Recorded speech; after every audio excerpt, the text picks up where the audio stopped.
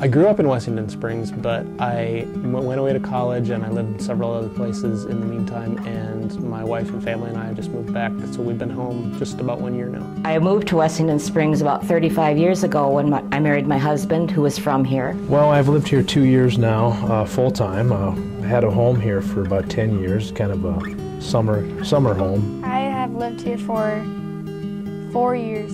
I remember when they used to have a movie theater here in town, and we went to that quite often. I remember going to movies downtown when I was a kid before the old theater closed.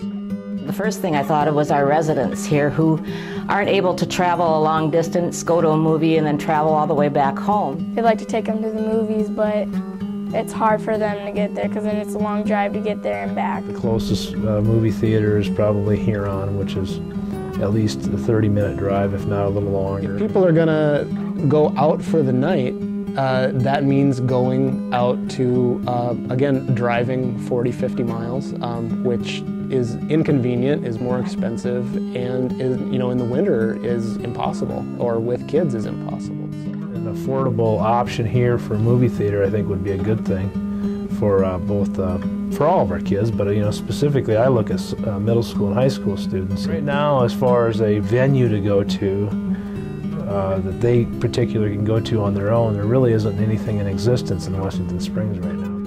Maintaining the character of the downtown is also really important.